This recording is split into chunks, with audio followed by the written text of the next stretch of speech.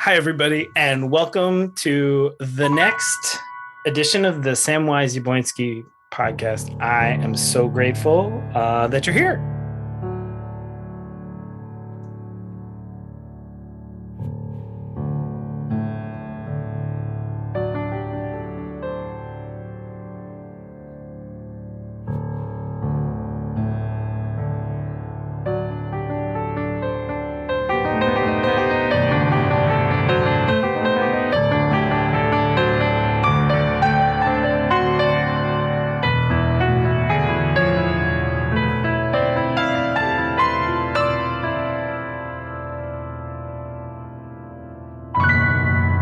How are you, Sam? I'm very good, Chris. How are you? I'm doing all right. I'm very especially excited for today and for our guest today, who is Courant-Morgan. Welcome. Good morning. Welcome, Ran. So we got to have Ran really early on in my time at the church. We met a little bit and then Ran dug in, and I got to teach a very sweet online class. We just dove right into the sort of pandemic reality of Zoom classes and Ran and what was it in the beginning, like 30 or something? It was a lot of people, along with Martha Courant, Rand's mom, and it was such a joy. I feel like we met all the time. Like it was We met like every single week. We were emailing, we were talking, we had phone calls, we had video meetings. It was great. It was such a fun way to get to know you and your mom, and such a beautiful, it was a book group on anti-racism, and there was fiction and nonfiction. So anyway, I'm so grateful for that. And then it's just been sweet to get to know you and your beloved and your family. And yeah, so I'm excited to be here today and to dive in. We were already, getting into all sorts of wonderful conversations before it all began. But we'll get back to the sort of origin story and the other stuff, but let's just dive right where we were with the Enneagram. Like, tell us about the Enneagram. Okay. So the Enneagram is like a personality test. Honestly, it's really interesting. I haven't done a deep dive into this side of it, but if you do a quick search, you'll see that it has a lot of like Christian associations. I think a lot of religious Christian. Yep. I didn't know about this. Sorry. This is the first time I've ever stopped a podcast. So Sam will edit this out. Yeah. I'm going to ask about your origin story first, because that's what we've done every other time. Excellent. And okay. I think, because if somebody doesn't know you, they're like, Enneagram? Like, who is this person? Right. I did not think that's what we would be talking about. Because we were just like flowing with this other thing. Okay. All right, great. So it's all good. We can slice it out. So, as we've done with most folks, tell us a little bit about how it is that you guys came to the church and how you found Unitarian Universalism, and a little bit of the path that brought you here. Yeah, great question. So I started going to a Unitarian Universalist church when I was 9 years old. And I believe that this was around the age, I grew up in a town outside of Boston that was very Christian. There were a ton of Christian churches around, and basically everyone I knew went to them. And so apparently this was around the age when people started getting money for something.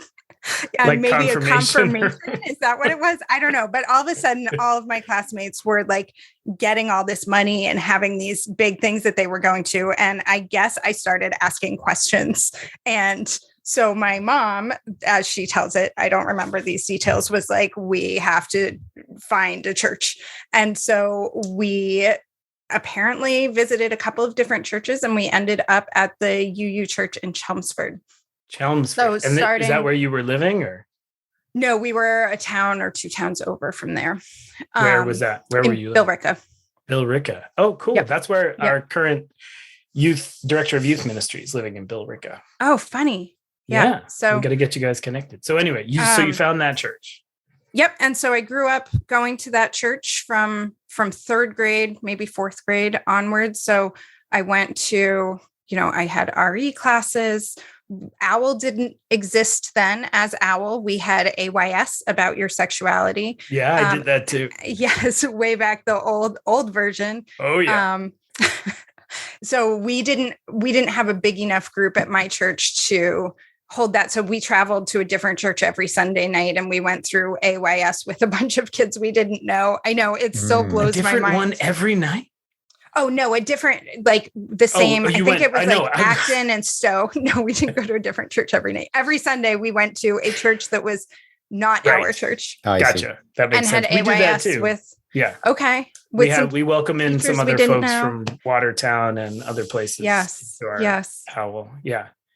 I did coming of age at the UU church there. I also think I had many sort of formative experiences at church as a kid, I think. And some that still stick with me are, we had a series during, I have no idea how old I was, but during the church year where we went to a bunch of different religious services. So each week we went to a different house of worship and met the people there and sat in on part of it and learned a little bit about that religion. And that was really impactful. I remember learning about religions that I didn't even know existed. And they were like right across the common, like we weren't going that far. And then the other thing that I really remember was there were like 3 people my age. We had a pretty small group of youth. Now I'm like, oh, there were a ton of people, but they were 1 or 2 years behind me. And when you're a kid, that is an enormous age difference. Yeah. They were so young. And my 2 or 3 friends and I really wanted to babysit for the younger kids when there were like meetings that parents had to be at. And there was a whole debate about whether we were old enough. And so we ended up putting together like a proposal and going and standing before the board and presenting our arguments to be able to babysit. And it passed. And I just remember like feeling so powerful about that we were members of the church whose voices were listened to. And there was space for us to advocate for ourselves. And advocating for ourselves had an impact as well. Yeah. Oh, that's great. So I went all the way through high school when I started working, and then I often was working on Sundays. And so it sort of faded out then. And then as an adult, I occasionally tried, what's adulthood, right? After I graduated from college, I occasionally visited a couple of other churches, and I hear this is such a common experience, had trouble finding connection with churches when I was in my early 20s. And so when Dulcia and I finally bought our house in Wakefield, we decided this is the way that we're going to find community. And so we shopped around a little bit. And I think for years, my mom has been going to First Church for years and has been saying, come to my church. And I'm like, I'm not going to my mom's church. It is my mom's church. I'm an adult. It's too far away. It's a whole half hour away. I think the first time I met you, Chris, you were like, oh, you passed 8 UU churches on your way here. And I think you were exaggerating, but I actually think you're right. Like, I think it's right around there. Yeah. Which I love. I love. Yes. We're like, buy that UU church. Buy that UU church. There's a UCC church. We'll wave at them too. Yeah. Yeah. But I think that when everything was sort of like, we visited a couple times back in the fall of 2019. So shortly before the pandemic, we weren't going super regularly, but I think we had name tags. So like we were a little bit there. Gotta get the new name tags. Sorry to interrupt. Are adorable. Chris, mine was done immediately. Oh, yeah. I already printed it and I put it up. Thank you. Thank you. I already got my email that it's there. Yeah. But I think one of the things that really, really pulled me in was just when I reached out to my mom and said, I feel like I need to be doing something with everything that was happening around race in the spring of 2020, the conversations that were happening or the conversations that weren't happening. And I wasn't getting much traction at the church that we had been attending, despite having been going there for a while and reaching out to several people and saying, what are we doing? I just wasn't getting any traction. And so I reached out to my mom and said, would you be, is there a book club or something like that? She said, there's not a book club, but I bet if you asked about it, I could ask about it and then they'll say, well, there's not one, but if you start it, there will be. And she was like, I don't really want to do that by myself. And I was like, oh, I'll do it with you. And she was like, oh, okay, let me look into it. And Chris, not to give you too much credit, but the fact that the answer that came back was not only yes, do this, but also that the minister wants to be involved and is just throwing his weight behind this, just felt like the real level of support and investment that I was looking to be a part of. And I think that experience of going through the book club, we initially set it up to be a 6-month commitment, and we asked people to attend the whole time. And we ended up taking 1 month off, but meeting for a whole year. We did 6 months, 1 month off, and then 5 months. I mean, I did so much learning in the reading that I was doing. I read things I wouldn't have otherwise read. I did so much learning and thinking about what we would talk about. And then also in having these conversations with people who have a range of perspectives and really thinking about, there were times when people said things that were problematic. And so really reflecting on like my discomfort, not wanting to make someone else uncomfortable, thinking about being a white person talking to another white person. And so how do you find the balance between discomfort and responsibility? And how do we leverage our own privilege to help us all be better? Because also in a book club, in this context, it's a group of people saying, this is something I care about, and this is something I'm invested in, and something I want to learn from. But those moments, especially where either, like, I remember there was one moment that Chris, you and I have talked about, and we've also talked about the person who was involved, but there was one moment where I heard something problematic and didn't say something. And some people heard it, some people didn't, but we ended the meeting without addressing it. It was like right at the end too. It was right at the end. Yeah. And the process of like sitting with that and reflecting on that and thinking about who was impacted, and then having the follow-up conversations with the individual person, and then having the follow-up conversation with the group was an enormous learning experience and was so impactful. Yeah. And it was a beautiful thing. Deeply grateful for that. And I think that's exactly when, these groups are great, when we're sort of digging into justice and really learning, and people are coming from all sorts of different places. But it's exactly those moments, right? Where it's a little crinkly, where it's like a little bit challenging. That's where, it really untangles. I love that too. And the fact that to sort of, if people didn't know or didn't see or weren't part of it, one of the really beautiful things, and I don't know if it was you or your mom, one of the really beautiful mechanisms was that we read really thick, dense, cast, which was just like, just huge and so impactful. But then we were also reading fiction, so we were kind of digging into how to be an anti-racist and like really a lot of complicated. And then it was being grounded right after with some stories. And it was really cool the way it happened. And the group was really a wonderful group to get to know. And it was like right at the beginning, right? I mean, it was like right at the beginning of the pandemic. So we had time. Let's say. Right. Well, and so that also, because I brought all of this up in the context of how did I end up at First Church, like feeling that level of support, but then also getting to know people in this group of like 20 people, starting to recognize people, getting to talk. We all came together in a large group, and then we split into smaller breakout rooms where we had smaller conversations, not smaller conversations, but conversations where more people could speak and listen and share ideas. And that also helped me get to know people more. And since then, I've met a few people in other settings when there's been something in person, like the in-person services or Sandy Island. We actually went to Sandy Island this year, and that was amazing to get to meet people and see people. That was so fun. And recognize people's faces. Right. So I think the book group is really what pulled me in, and then the people are what really have us here. That's great. And was Dulcea in UU churches before, or is that something that you guys? No, I totally roped her into that, and and she has really made her own connections too. Right. So she knows different people. She's in a small group ministry. Oh, fun.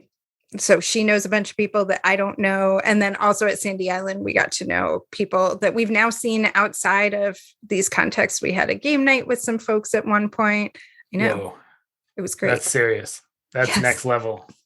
Game night. I remember the games that we played at Sandy Island. Yes. We played games under a big tent. It was great. Yep, after the bonfire. I'm not usually a big game person, but that was fun. You know, I sorry, this is an aside, but I miss Sandy Island, and I think some of the people listening will agree with me that we should have 2 Sandy Islands a year. We should do another one. Yes. End of aside. Sorry, that was a footnote. We were working on, actually, Brianne and I were just in the midst of working on, we found this canoe camping thing where you drive up many hours away and then you canoe during the day and then you camp and then you canoe and then you camp. So something like that, or like a camping trip, or that sounds great. Yeah. It was. See, the thing about really Sandy fun. Island, Chris, have you been to Sandy Island yet? I was, my first year I went, but I was somehow thought that I needed to be there. I mean, it was my very first couple of weeks. So I went to Sandy Island for a couple of days and then I zoomed back to do the first church service, or one of the first, it's September. So there's this old school thing about like, oh, we're starting back up. But I think now we've realized that time is essentially an illusion, and the pandemic has underlined that like no date means anything. Yes.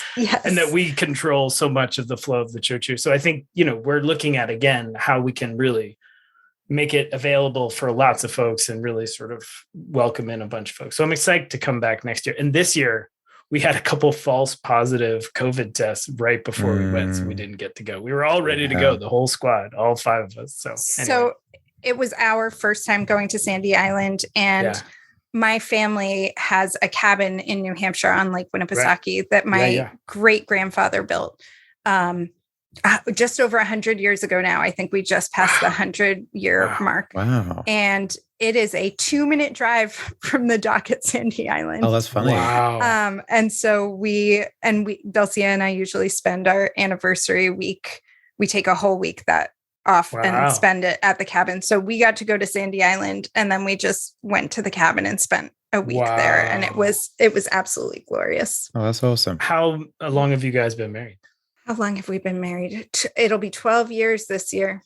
Wow. Yeah. That's a good one. Yeah. We got married in 2010. I shouldn't have had to think that long. It should make the math really easy, but it depends on the time of year you ask. So one of the other fascinating things that you're up to right now, which I think is a lot of people are in the midst of, is a vocational transition. So you had been working for a long time at Planned Parenthood, which we love. How long had you been there?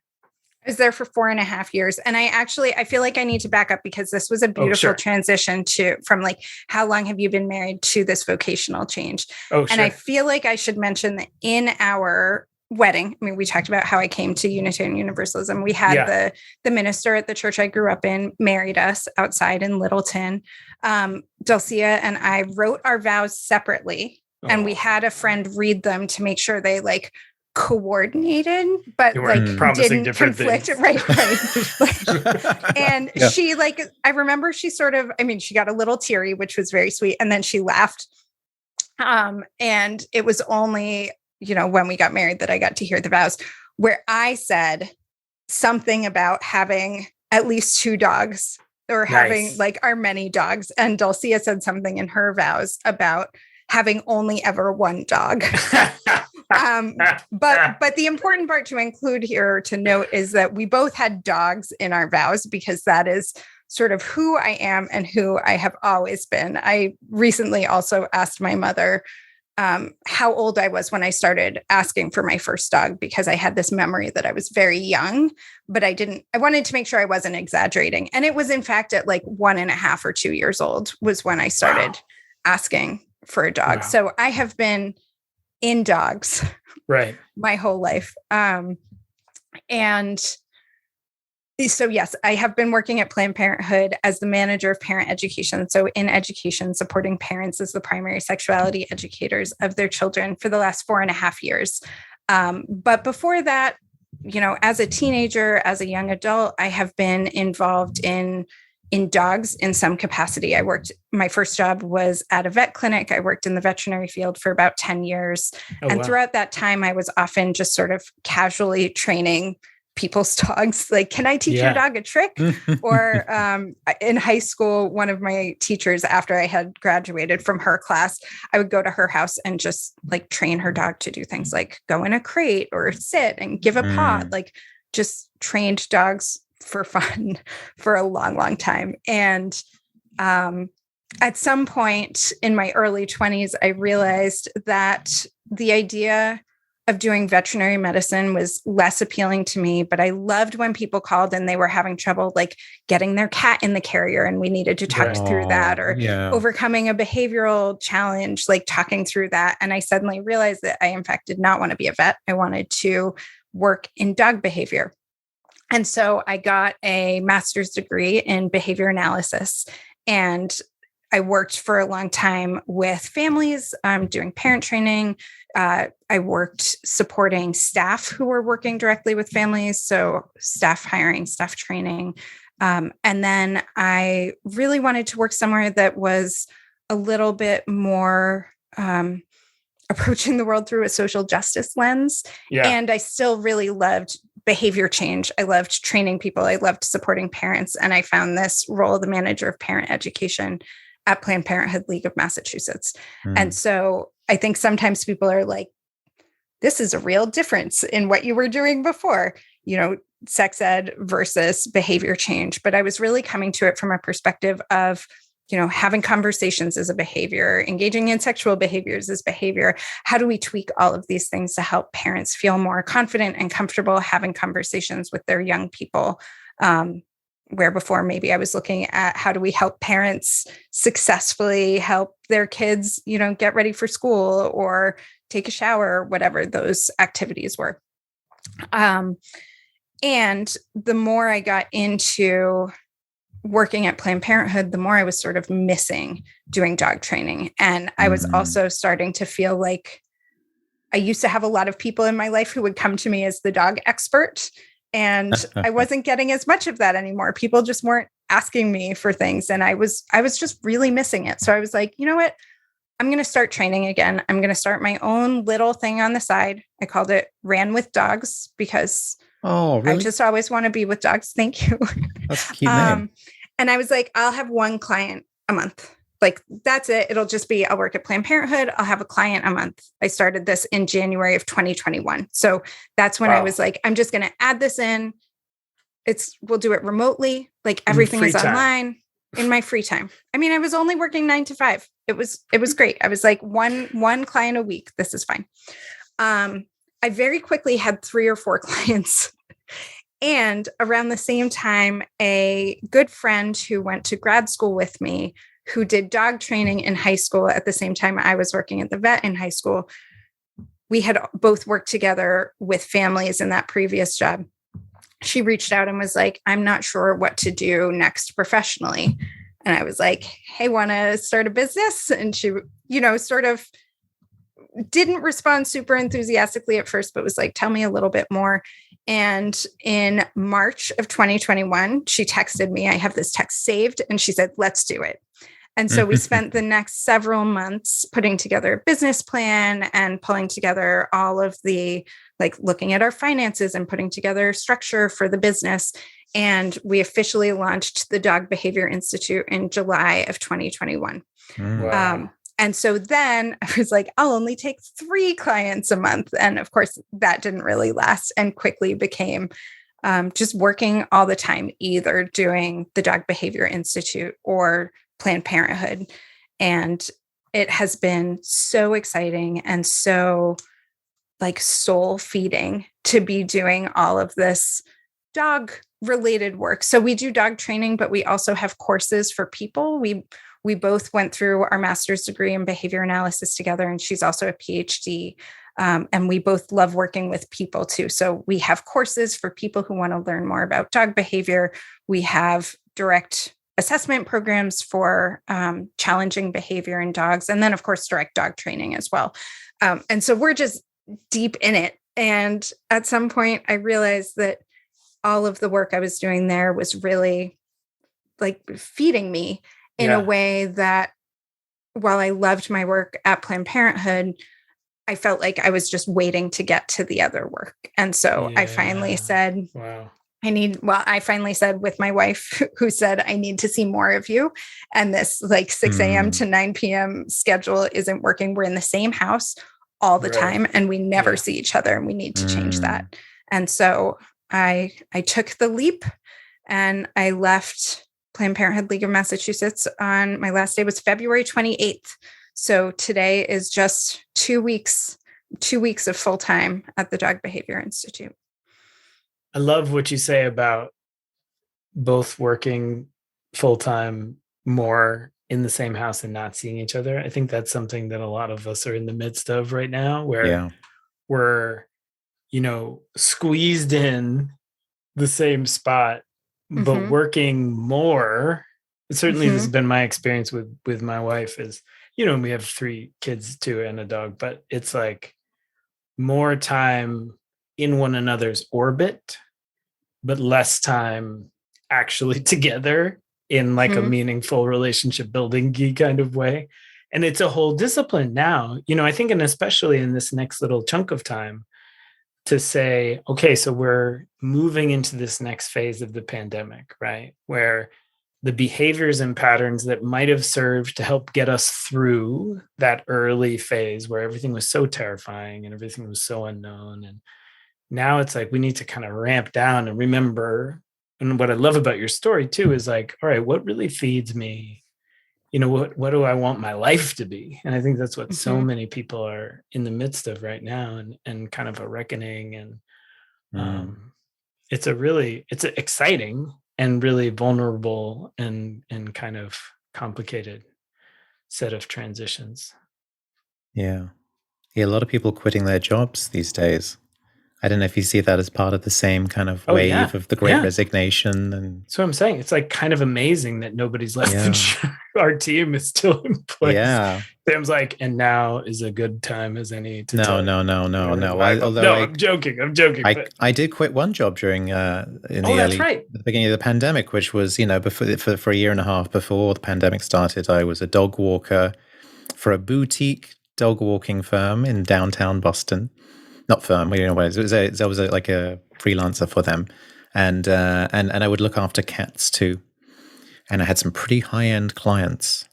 I had one lovely old dog named Cole, whose owner was a collector of rare art books and also of medieval manuscripts, oddly. And I remember I told this story in my old English class that I'm taking at the moment, but I went to pick up Cole one day to give him his walk, and I took him for a walk and took him back home and gave him his lunch.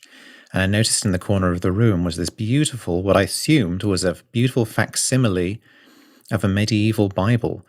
And I walked up to it and I looked at it and I was like, well, fascinating. It's all in Latin. It's the Vulgate Bible and so on. And I looked at it and I was like, why are the corners kind of rounded? And I touched it and I realized, oh no, this isn't a reproduction. This is an actual vellum, like 13th century Bible. It's like, so sorry, that was a random example, but I had some high-end dog walking clients. And I really miss those dogs, and I really miss all the random fascinating homes I would go into to pick up my dogs and look after my cats.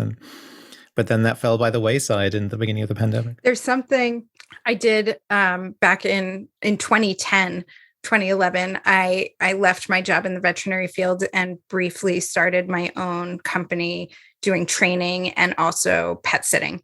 And one thing I remember about that, I had lots of dogs and cats, mostly cats that I was pet sitting for, and dogs that I was training.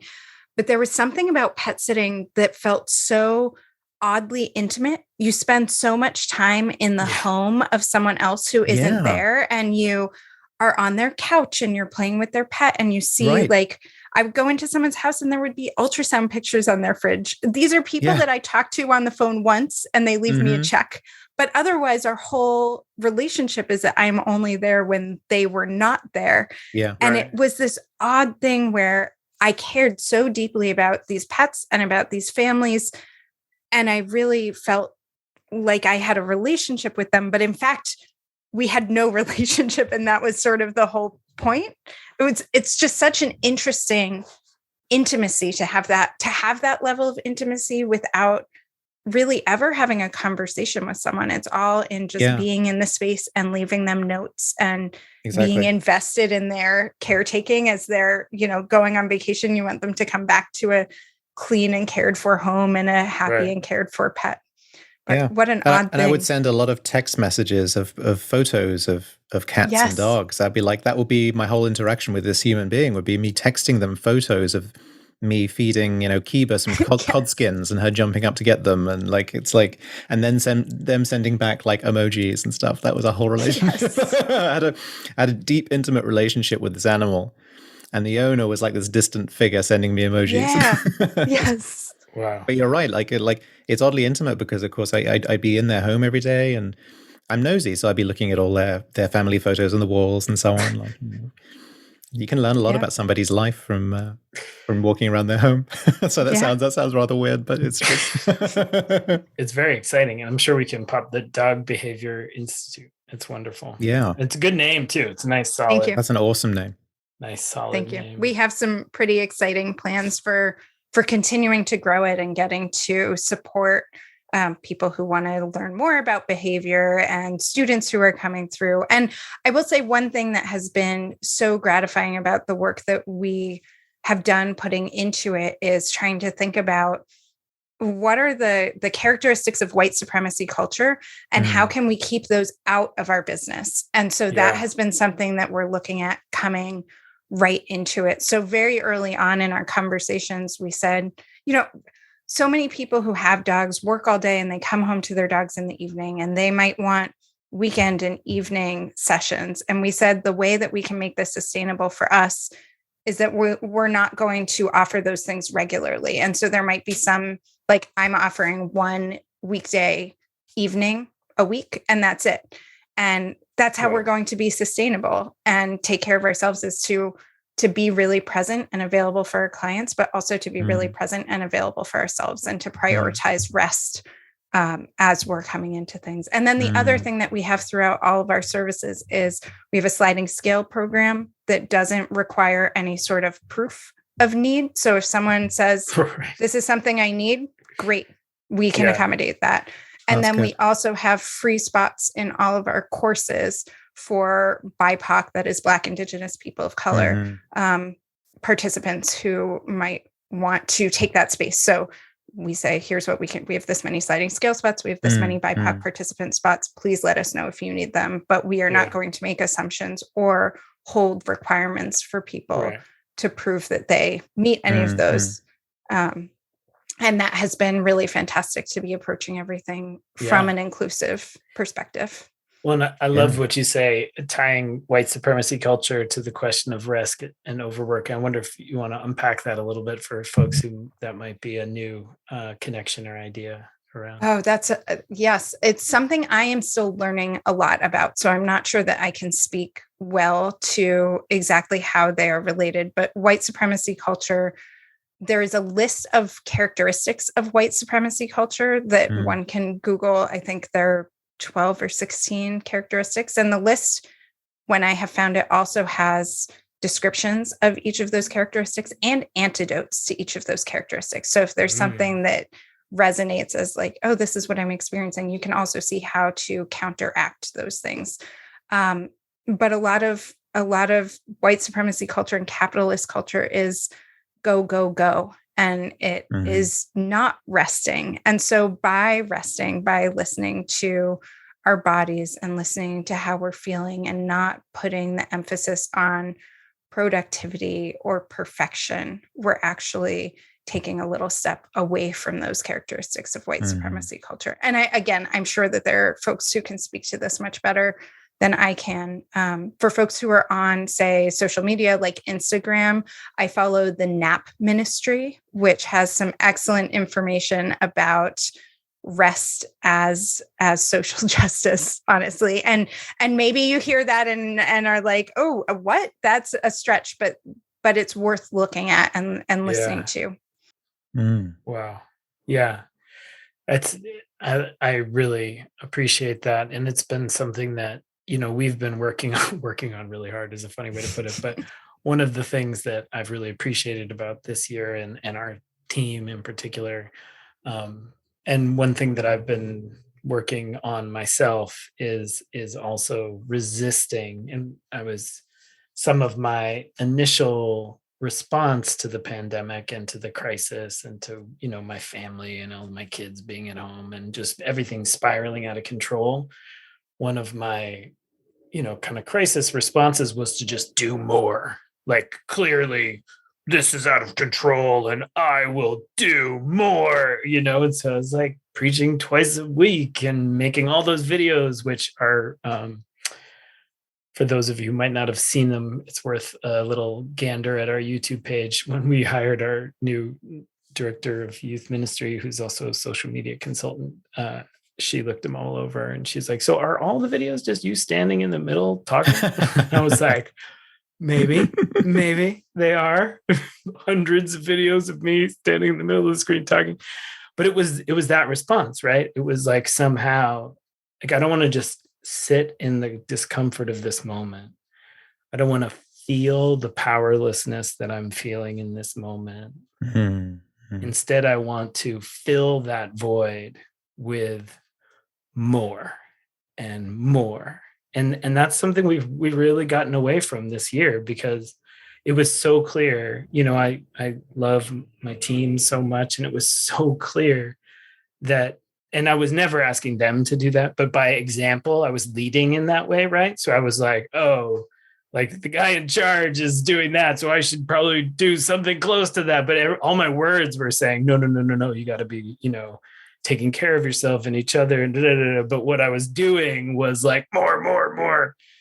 So at the end of last year, and we were reflecting on it together, but I think really at the end of last year going into this year, we said, no, like we are not entering into this off season rested.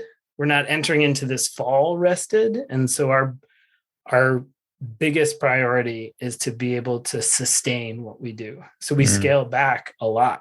We scale back the videos we were doing. Everybody was doing a couple things, but we were net total as a team doing less. And it was really in that same vein of trying to work differently so that we didn't, and I think what I've seen, not to throw any of my colleagues or other churches under the bus, but I think one of the challenges a lot of places are having is they just kept trying to do more and more and more. And people are just crashing and burning across all. I mean, I know church is best as far as an industry, but across the board. And I think there's this question of, what does it mean to be, to live in a way that doesn't, to live and work in a way that doesn't squeeze us into oblivion? What does it mean to build an institution that is not founded on the exploitation of its workers, but can be a place that is a growing, kind of thriving place to explore and deepen as pieces of the institution, as a work and as a team? And we're really lucky. The board's been really supportive in that, and everybody's been really supportive in that. But there's a lot of it that's not, specific. There's a lot of it, like you say, that's in this kind of white supremacist culture that we don't even see largely, right? Because it's just part of, the water that we swim in. And the other piece of that is also when you're working in a context in which the mission of the work or the goal of the work is so heart-centered, or is something that you deeply care about. Like, I sat down the other day and I realized 95% of people will not get this, but I sat down the other day with a 2-minute video of 2 dogs playing. And I was going through this frame by frame, looking at the body language in each frame, interpreting what you miss when you watch it in real life or at full speed. And halfway through this, I just stopped and I texted my colleague and said, I just love working with dogs so much. I just love this frame by frame analysis of what's happening. Again, I realized idea that was the thing that you do. Yes, that's that is the thing that we do. Like a sports replay. That's amazing. Yes. Yeah. And looking at specific, to someone might be like, my dog loves playing. And then we look at it and we're seeing signal after signal of that dog actually saying, I want space. I need space. I need space. And then this can explain so much. the people think the dog loves playing. They take the dog to play. The dog is overwhelmed the whole time, or maybe only 75% of the time. And then the dog, snaps at another dog and they're like, it came out of nowhere, because it feels like it came out of nowhere because they can't see it in slow-mo. So we see that kind of thing a lot. But my point is, like, that level of nerdiness I love. And so it's so easy to be like, okay, I know it's 5:00 and I've been working since this morning, but like, let me just have another half hour or another, 20 more minutes. And that's where, when it's something that you love doing, or it's something that is about people that you care about and work that you care about, that it's harder to step away, and almost more important to step away, so that we can fill our own cups, so that we can come back and do that tomorrow and the next day and the next day with the level of like presence and enthusiasm that we had in that first 2-minute frame by frame video. Yeah. And I think it's extra complicated right now, right? Because I mean, a lot of my experiences, when I've had vacations and when I've had chunks of time off, and even just my weekly, day off, and my sort of really ramped down day, this is a hard moment to not be occupied. I mean, I speak for myself, right? Like, with Ukraine, with the virus, with just so much grief and so much loss and so much pain, like, it's a hard moment not to be distracting ourselves. So, work is even if it's wonderful. I mean, I have all sorts of other projects too, where I could be like, oh, I could start this, or oh, I could start that, or oh, I could start that. And, I have like fishing trips and travel and all sorts of things. And a lot of times it's like, all right, let me just have some time to really just kind of be here. I mean, my kids are still pretty little and still like, hey, let's build a Lego set, or hey, let's do this, or hey, let's do that. But it's a hard moment not to be distracted, and there's a lot of pain in this moment to be present too. So I'm sad my dog's not here. I should I should mention the listeners can't see this, but Rand did have a wonderful cat in their lap, and the cat's gone. What's the cat's name? That was Twig Notaro. He most often goes by Twig. Yes, Twig Notaro. Fantastic name. Thank you. I do have to say that I put that out there, and then I wait to see how people will respond. So for listeners who don't know, I feel like I should share this. Tig Notaro is a fabulous Google it now. Comedian. Yes. Pause the pod and Google it now. And also Tig was on This American Life a number of years ago, which is a great intro to Tig. Sure. So we had recently been thoroughly enjoying Tig's comedy when we got this kitten, and he was this tiny little scrawny, like starving kitten, and we were like, he's so tiny, so we named him Twig, and then we were obviously his name can only be Twig Notaro. Yeah. So for anybody who hasn't experienced Tig Notaro's work, there's one in particular, one sort of like relatively famous show that Tig did right after a cancer diagnosis. And it's one of the most just incredible, groundbreaking, not to put too fine a point on it, just amazing. Everything has been great. Lots of Netflix specials, all sorts of things, a show on Amazon. I've appreciated literally everything that they've done. And the cancer special is just really inspiring and so unique. And it's just one of the most beautiful things I've ever seen. So one of the other fascinating bits of these has been if you have any questions for us, for either Sam or I. Well, can I ask a question that I asked before we started recording? Oh, yeah. Okay, so here's my question. What is your Enneagram type? I do not know. Do not know. And I have Chris, one.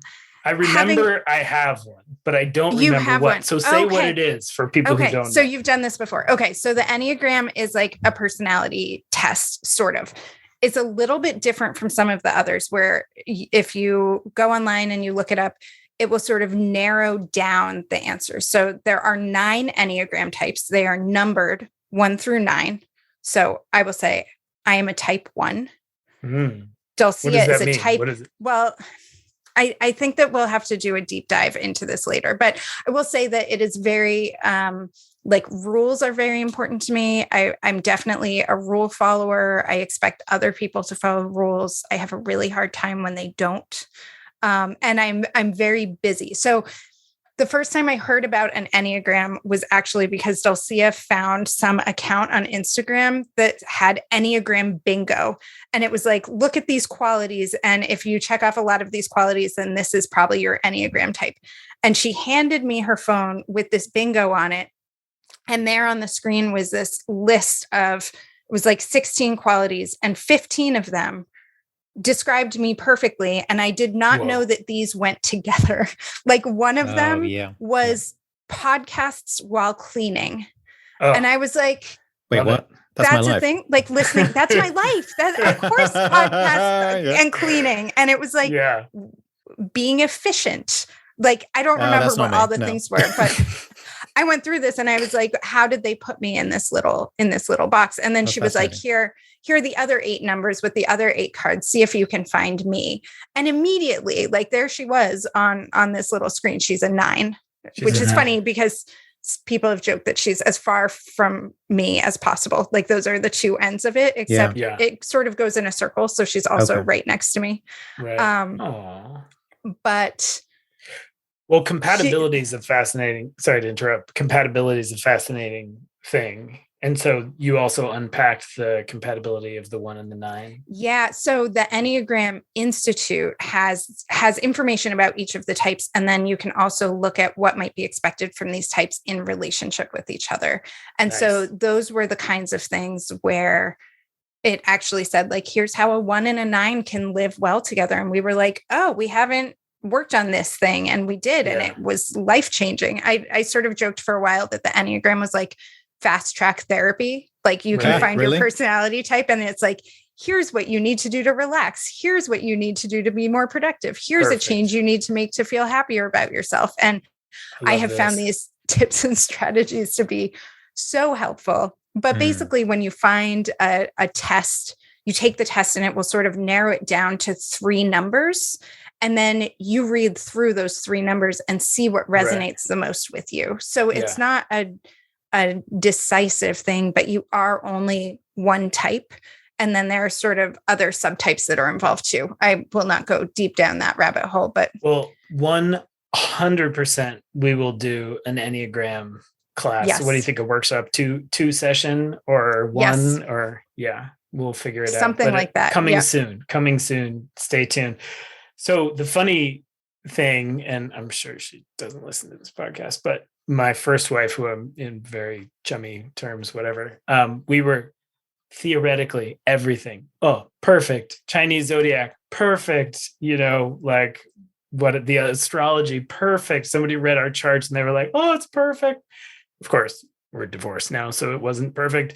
But my wife now, Lauren, my beloved, right? Like, horrible, like Chinese, horrible. Everything's like, no, run, screaming, a dragon and a dog or whatever she is. I forget. It's like, no. And it's been great. Scorpio, Gemini, no, it's been great. It's all just kind of balances out. So it'd be really fascinating to see what the Enneagram, is. And I'm curious about this now. Balanced it. Any other questions?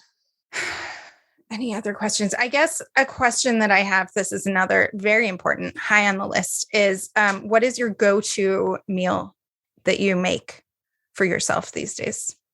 Nice. I'm always ready to go. Sam, do you want to go first or? Yeah. Well, Whole Foods has a chicken tikka masala, a new line of them that I put in the microwave, and that's about as much cooking as I do for myself. And my partner is a chef, so I'm not that way inclined, so I don't do a lot of cooking. But it's partly the microwave chicken tikka masala is nostalgia, because that's like the main dish in Britain. That's like the national dish, and so I sort of miss that.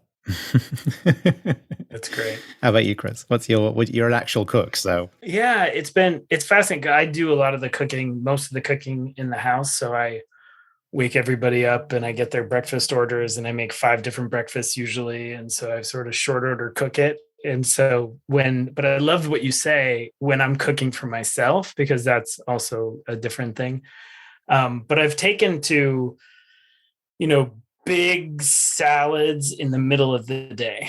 So I've realized kind of, you know, I was trying to get healthier during the pandemic, but I've also just been paying attention to like how my body wants food, you know, and when during the day and what feels good and what I've been exercising a lot too. So it's like what it really feels. So the system, for lack of a better word, I've settled on is like just a big mound of salad, like a big salad in the middle of the day that has like, I love vegetables. So it's like raw kale and carrots and beans, and usually, well, now for 40 for the Earth, I'm giving up meat for the 40 days. So, but I often would have some chicken or some salmon on it, but now it's like a big chunk of tofu on it and the beans, sometimes some almonds, but like a lot of veggies and cabbage, whatever. Anyway, so it's like a big, huge mound of veggies.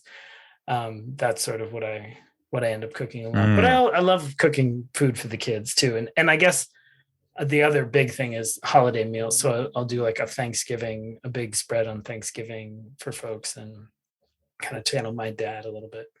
Terrible question. I'm so hungry now. I know, right? Well, especially I'm so sorry. Well, Ren, we're coming on lunchtime. What about you? Yeah, what do you? So my go-to recently, I've been making sourdough before the pandemic. I'm not a pandemic sourdough. I mean, power to folks who are. And if anyone needs a starter, if you want to start now, I always have some starter available. Mm-hmm. But Nice. I have been gradually perfecting my sourdough process. So we typically have a loaf of relatively fresh sourdough.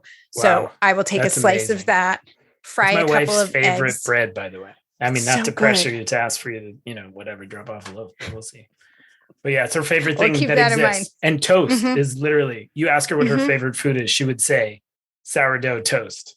On it. One of the few disappointing things about her as a partner. I was like, of all the food in the world, toast is your favorite food? And she'd be like, toast, don't judge me. And I'm like, I am. Crazy answer. Anyway, go ahead. So yes, sourdough. Yes, 2 fried eggs. So sourdough, cheddar cheese, tomatoes, onions, fried eggs, sriracha, and honey mustard. What? That sounds good. That's delicious. It takes like 10 minutes to make, and then like 10 minutes to just like enjoy. That's great. Yeah. So that's my go-to, probably every couple days. So my boys especially have gone through waves of breakfast during the pandemic, and for a good long chunk, I was basically making almost that breakfast sandwich for my 11-year-old. And he's had very clear opinions about all of it, and he's becoming a bit of a foodie, and he has like refined cheese taste, and he's like, well, I would have that. What kind of cheese do we have?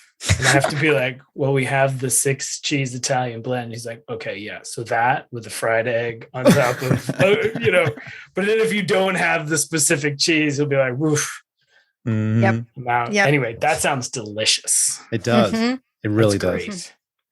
Wow. I'm hungry now. I know. Right? I know. Well, we just made all our listeners hungry as well. All our listeners right now. If they're not already cleaning, they're now eating their lunch.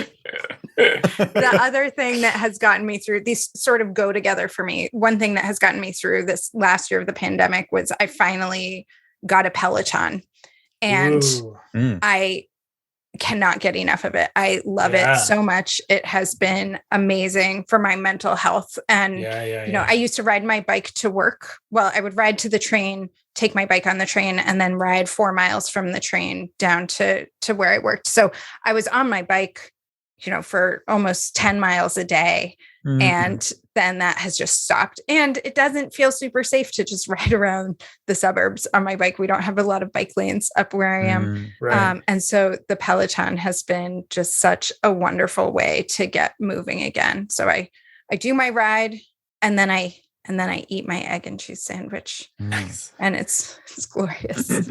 Yeah, especially in the wintertime. I mean, I love biking, but really it's, even when it's just cold enough that it's sort of punishing on your hands. Yep. Yeah. I'm there's other ways for me to exercise, but yeah, that's great. I love the Peloton. Cool. Yeah. Well, this has been great. This has been great. Super fun. Psyched about the Enneagram class coming up. Coming So right excited. up. And best of luck with the dog business. Thank you. And Thank you. everything. The Dog Yeah. Behavior Institute. That's Yep. really wonderful. And it's been so great to have you and Dulcea and everybody at the church, and such a fun conversation. And I'm so hungry. So Right. Yes. Thank you so much for having me. Yeah. Thank you, this is Ren. great. And we'll see you Thanks soon. for joining and thank us. you everybody for listening. And if you have any questions you'd love for us to dig into, feel free, email minister@uubelmont.org. As always, thank you, Sam, for making all of this happen and doing all the hard work after these wonderful conversations. And yeah, a couple more coming this season, and it's been really a joy. So we'll see you real soon. Bye, everyone.